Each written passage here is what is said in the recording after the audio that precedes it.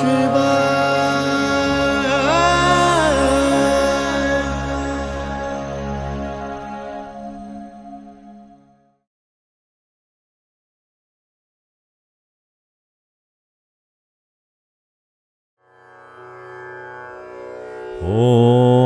नमो भगवते वासुदेवाय।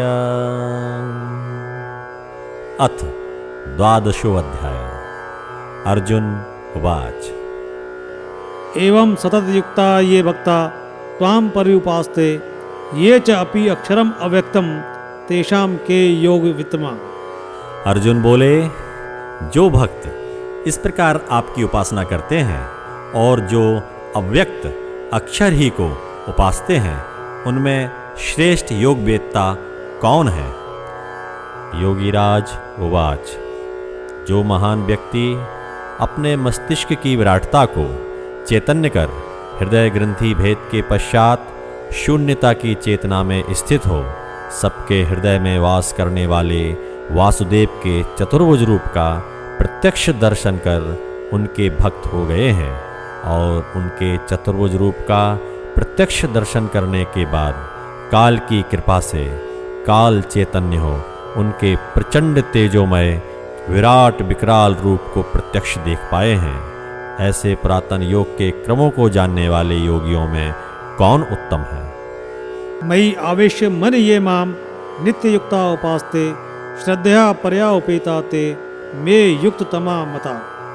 श्री भगवान बोले, मुझ में मन आवेशित करके नित्य युक्त परम श्रद्धा से युक्त जो मेरी उपासना करते हैं, वे युक्ततम योगी मान्य हैं। योगीराज उवाच। जो महापुरुष पुरातन योग का अभ्यास करते हुए इसके द्वितीय चरण हृदय ग्रंथि भेद की साधना में सफल होकर शून्यता की चेतना में स्थित होने में सफल हुए हैं, वे वासुदेव के ज्योतिर्मय अत्यंत सुंदर निराकार चतुर्भुज स्वरूप का साक्षात दर्शन कर पाते हैं। ऐसे महान व्यक्ति योगाभ्यास करने वालों में उत्तम योगी कहे जाते हैं। ये तु अक्षरम अनिर्देश्यम अव्यक्तम पर्युपास्ते सर्वत्रगम अचिन्त्य च कूटस्थम अचलम ध्रुवम संयम्य इंद्रियग्रामम सर्वत्र संबुद्धय ते प्राप्नुवन्ति मामेव सर्वभूतहिते रता। और जो इंद्रियों के समुदाय को अच्छी तरह संयमित कर अचिंत्य सर्वव्यापी कूटस्थ नित्य अचल अव्यक्त अक्षर की उपासना करते हैं, वे समस्त भूतों के हित में रत सर्वत्र संबुद्धि वाले मुझे ही प्राप्त होते हैं। योगीराज उवाच। जो महान योगी शरीर का आधार लेकर शरीर की सीमाएं पार करते हुए स्वयं के मस्तिष्क की संपूर्ण विराटता को जागृत कर चैतन्य शून्यता की चेतना में स्थित होने के बाद उस शून्यता में ओतप्रोत काल तत्व में स्वयं की जागृत हुई विराट चेतना को केंद्रित करके समस्त तेजों के तेज प्रचंड तेजोमय विराट कूटस्थ के साक्षात दर्शन कर उन्हें तत्व से जानकर उन्हीं के भक्त होकर समस्त विश्व से एकाकार होने से विश्वात्मा होकर अव्यक्त अक्षर ब्रह्म महान तेजोमय काल के साथ एकाकार हो जाते हैं। ऐसे महान व्यक्तियों को योगी कूटस्थ चैतन्य महापुरुष भी कहते हैं। क्लेश अधिकतर तेषाम अव्यक्ता सक्त चेतसाम अव्यक्ता ही गति दुखम देहवद भी अवाप्यते। अव्यक्त में आसक्त चित्त वालों के लिए अधिक परिश्रम है, क्योंकि शरीर में सीमित को अव्यक्त गति दुख से प्राप्त होती है। योगीराज उवाच।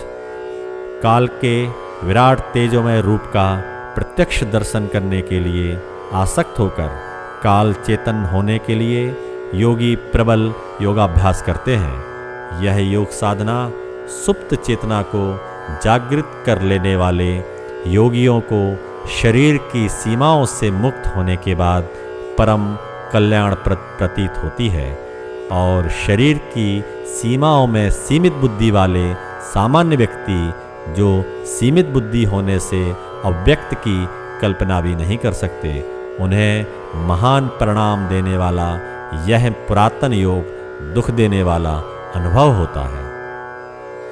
ये तु सर्वाणि कर्माणि मयि सन्न्यस्य मत्परा अनन्येन एव योगेन माम ध्यायन्ते उपास्ते।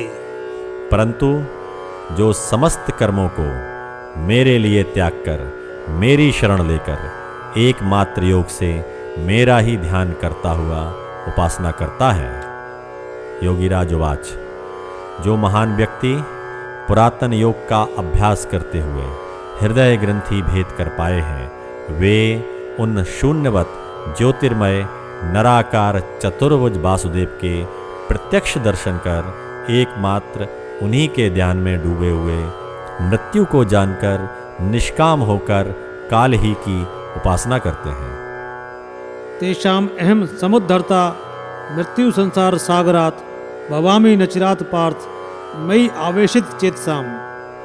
पार्थ, उन मुझमें ही आवेशित चित्त वालों का मैं शीघ्र ही मृत्यु व संसार सागर से उद्धार करने वाला होता हूँ। योगीराज उवाच। काल की उपासना करने वाले स्थित प्रज्ञ महापुरुष चैतन्य शून्यता में ओतप्रोत काल चेतना में स्वयं की चेतना केंद्रित कर काल को तत्व से जानकर उन तेजोमय काल की कृपा से निर्भय हो जाते हैं और निर्भय होकर सर्वत्र उन्हीं की क्रीड़ा देखते हुए अव्यक्त अक्षर में स्थित हो जाते हैं। मयि एव मन आदतस्व मयि बुद्धि निवेश निवसिष्यसि मयि एव अतः ऊर्ध्वम न संशय। तुम मुझमें ही मन स्थित करो, मुझमें ही बुद्धि स्थिर करो, इसके उपरांत तुम मुझमें ही निवास करोगे, इसमें संशय नहीं है। योगीराज उवाच। अपने मस्तिष्क को उसकी विराटता के साथ काल चेतना में केंद्रित कर काल को तत्व से जानते हुए समस्त सृष्टि में काल के दर्शन करते हुए वे महान व्यक्ति काल में निवास करते हैं। ऐसे काल चैतन्य महापुरुष शरीर का अंत आने पर योग बल से मृत्यु पार कर काल के साथ एकाकार हुए अमृत में स्थित हो जाते हैं। अथ चित्तम समाधातुम न शक्नोसि मयि स्थिरम अभ्यास योगेन तत्माम इक्ष आप्तुम धनंजय। धनंजय, यदि तुम चित्त को मुझ में अचल स्थापित नहीं कर सकते तो योग के अभ्यास द्वारा मुझे प्राप्त करने के लिए इच्छा करो। योगीराज उवाच। जो योगी उस परम अक्षर अव्यक्त काल को नहीं जान सके हैं, वे काल के महान तेजोमय रूप का साक्षात्कार करने में आसक्त होकर हृदय ग्रंथि भेद के पश्चात पुरातन योग के अंतिम चरण का निरंतर प्रबल अभ्यास करते हैं। अभ्यासे अपि असमर्थ असि मत्कर्म परम भव मदर्थम अपि कर्माणि कुर्वन् सिद्धिम अवापस्यसि। यदि तुम अभ्यास में भी असमर्थ हो तो केवल मेरे लिए ही कर्म करने के परायण हो। मेरे लिए कर्मों को करते हुए भी तुम सिद्धि को प्राप्त होगे। योगीराज उवाच।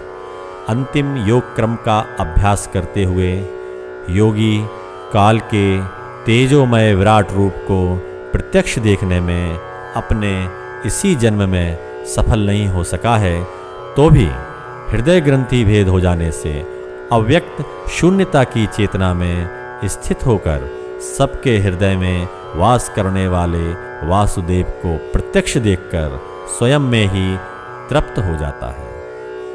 अथ एतत् अपि अशक्त असि कर्तुम मदोगम आशित सर्व कर्म फल त्यागम तत् कुरु यतात्मवान। परंतु यदि तुम ऐसा करने में भी असमर्थ हो तो फिर मेरे योग का आश्रय लेकर संयतात्मा होकर समस्त कर्मों के फल का त्याग करो। योगीराज उवाच। यदि योगी हृदय ग्रंथि भेद ना कर पाने से शून्यता की चेतना में स्थित नहीं हो सका है और वासुदेव के चतुर्भुज स्वरूप के दर्शन नहीं कर सका है, फिर भी वह प्रबल योग कर्म करने से निष्काम होकर स्वयं के मस्तिष्क की विराटता को जान जाता है और शरीर की सीमाओं से ऊपर उठकर हृदय ग्रंथि भेद के लिए प्रबल योगाभ्यास करता रहता है। श्रेय ही ज्ञानम अभ्यासात ज्ञानात ध्यानम विशिष्यते ध्यानात कर्मफल त्याग त्यागात शांति अनंतरम। क्योंकि अभ्यास से ज्ञान श्रेष्ठ है, ज्ञान से ध्यान विशेष है और ध्यान से कर्म फल त्याग विशिष्ट है, त्याग से तत्काल शांति प्राप्त होती है। योगीराज उवाच। योगाभ्यास द्वारा मस्तिष्क की चेतना जागृत होने से ज्ञान उत्पन्न होता है और उस विराट तत्व का ज्ञान होने से और वासुदेव के प्रत्यक्ष दर्शन कर लेने से उनका निरंतर ध्यान होने लगता है और ध्यान होने से योगी निष्काम होकर कर्मफल से ऊपर उठ जाता है और वह महापुरुष शांत हो जाता है। अद्वेष्टा सर्वभूतानां मैत्र करुण एव च निर्मम निरहंकार सम दुख सुख क्षमी। जो समस्त भूतों में द्वेष रहित, मित्रता और करुणा से युक्त है, निर्मम और अहंकार रहित है, सुख दुख में जो क्षमाशील है। योगीराज उवाच। शांत होकर वह महान व्यक्ति स्वयं को, संपूर्ण प्राणियों को उस विराट अव्यक्त काल की अभिव्यक्ति देखता हुआ समस्त प्राणियों के प्रति मैत्री और करुणा से, ममत्व से परे होते हुए भी भर जाता है। ऐसे व्यक्ति को शरीर की सीमाओं से ऊपर उठ जाने के कारण शरीर का अहंकार भी नहीं रहता। वह सुख दुख की सापेक्षता को समझता हुआ उनसे ऊपर उठकर समत्व में स्थित रहता है। संतुष्ट सततम योगी यथात्मा दृढ़ निश्चय मई अर्पित मनोबुद्धि मदभक्त सब में प्रिय। जो योगी निरंतर संतुष्ट, संयतात्मा और दृढ़ निश्चयी है, मुझ में अर्पित मन बुद्धि वाला मेरा भक्त है, वह मुझे प्रिय है। योगीराज उवाच। जो महान योगी निरंतर योग का अभ्यास करने से शरीर की सीमाओं से ऊपर उठकर शून्यता की चेतना में स्थित हुए हैं, वे स्वयं की जागृत हुई विराट चेतना को अव्यक्त अक्षर ब्रह्म काल में केंद्रित करके काल के तेजोमय विराट रूप का प्रत्यक्ष दर्शन कर काल की शरण में रहते हुए काल के प्रिय होकर स्वयं भी स्वयं के प्रिय हो जाते हैं। यस्मात् न उदीजते लोकात् न उदीजते च य हर्षामर्ष भयोद्वेग मुक्त यह स च मे प्रिय। जिससे लोकों को उद्वेग प्राप्त नहीं होता और जिसे लोकों से उद्वेग प्राप्त नहीं होता, जो हर्ष, ईर्ष्या, भय आदि उद्योगों से मुक्त है, वह मुझे प्रिय है। योगीराज उवाच। काल चैतन्य महापुरुष समस्त सृष्टि से एकाकार होकर किसी को कष्ट नहीं देता और ना उसे कोई कष्ट दे सकता है। सब कुछ जान लेने से उसके लिए हर्ष का भी अस्तित्व समाप्त हो जाता है। समस्त सृष्टि में स्वयं को देखने से उसके लिए भय का कोई कारण नहीं रहता। समस्त सीमाओं से परे होकर वह महान पुरुष उन अव्यक्त चेतना काल के साथ एक होकर स्वयं ही स्वयं का प्रिय हो जाता है। अनपेक्ष शुचि दक्ष उदासीन गतविथ सर्वारंभ परित्यागीय मदभक्त सब में प्रिय। जिसे किसी से अपेक्षा नहीं है, शुद्ध है, दक्ष, उदासीन, व्यथा से परे और कुछ भी प्रारंभ करना जिसने त्याग दिया है, वह मेरा भक्त मुझे प्रिय है। योगीराज उवाच। अव्यक्त अक्षर काल को जानने की आसक्ति वाला महापुरुष प्रबल योगाभ्यास से उन्हें तत्व से जानकर तृप्त हो जाता है। उसकी समस्त व्यथाएं शांत हो जाती हैं वह पवित्र आत्मा काल को तत्व से जान लेने से सब कुछ जाना हुआ महान, जिस उद्देश्य से उसने योग कर्म प्रारंभ किया था, उस उद्देश्य के पूरा हो जाने से समस्त कर्मों का त्याग कर पूर्ण काम होकर स्वयं में तृप्त हुआ, काल के साथ एकाकार होकर स्वयं ही स्वयं का प्रिय हो जाता है। यह न हृष्यति न द्वेष्टि न शोचति न कांक्षति शुभाशुभ परित्यागी भक्तिमान यह स में प्रिय। जो ना हर्षित होता है, ना द्वेष करता है, ना शोक करता है और ना कामना करता है, जो शुभ और अशुभ त्याग चुका है, वह भक्तिमान मुझे प्रिय है। योगीराज उवाच। ऐसा महान व्यक्ति सब कुछ प्राप्त कर लेने के बाद फिर किसी और की कामना नहीं करता। उसके लिए हर्ष, द्वेष, शुभ, अशुभ जैसे भावों का कोई अस्तित्व शेष नहीं रहता। काल के साथ एकाकार होने से स्वयं काल स्वरूप हो स्वयं की भक्ति करता हुआ वह स्वयं का प्रिय हो जाता है। सम शत्रौ च मित्रे च तथा मानापमानयो शीतोष्ण सुख दुखेषु सम संग विवर्जित। शत्रु और मित्र में, मान अपमान में, सर्दी गर्मी, सुख दुख में जो समान है और संसर्ग रहित है। योगीराज उवाच। काल चैतन्य महान व्यक्ति संपूर्ण विश्व से एकाकार हो जाता है। वह विश्वात्मा होकर मान अपमान, शत्रुता मित्रता, सुख दुख, सर्दी गर्मी आदि भावों की सापेक्षता को देखता हुआ उनसे परे समस्त सृष्टि में स्वयं को ही देखता है और समष्टि में स्वयं को ही देखने से मानो वह उन समस्त तेजों के तेज अव्यक्त अक्षर ब्रह्म काल की एकमात्र अभिव्यक्ति हो जाता है। तुल्य निंदा स्तुति मौनी संतुष्ट येन केनचित अनिकेत स्थिरमति भक्तिमान में प्रिय नर। निंदा और स्तुति जिसके लिए समान है, मौनी किसी भी स्थिति में संतुष्ट, अनिकेत स्थिरमति वाला भक्तिमान मानव मुझे प्रिय है। योगीराज उवाच। समस्त विश्व में स्वयं को देखने वाला महान व्यक्ति सृष्टि में अभिव्यक्त होता हुआ भी उससे परे अव्यक्त में स्थित रहता है। वह अव्यक्त विराटता में स्थिर रहकर मौन हो जाता है। स्वयं में तृप्त होकर मान अपमान, निंदा स्तुति आदि में समान ही रहता है। ऐसे उस काल चैतन्य महान व्यक्ति के लिए समस्त सृष्टि में कोई घर नहीं रहता, क्योंकि वह संपूर्ण सृष्टि के ही साथ एकाकार हो चुका होता है। वह उन अव्यक्त काल परमेश्वर को अत्यंत प्रिय हो जाता है। ये तु धर्म्यामृतम इदम यथा उक्तम पर्युपास्ते श्रद्धाना मत परमा भक्ता ते अतीव में प्रिया। और जो मेरे परायण मुझ में श्रद्धा वाले इस प्रकार कहे हुए धर्म के अमृत का साधन करते हैं, वे भक्त मुझे अत्यंत प्रिय है। योगीराज उवाच।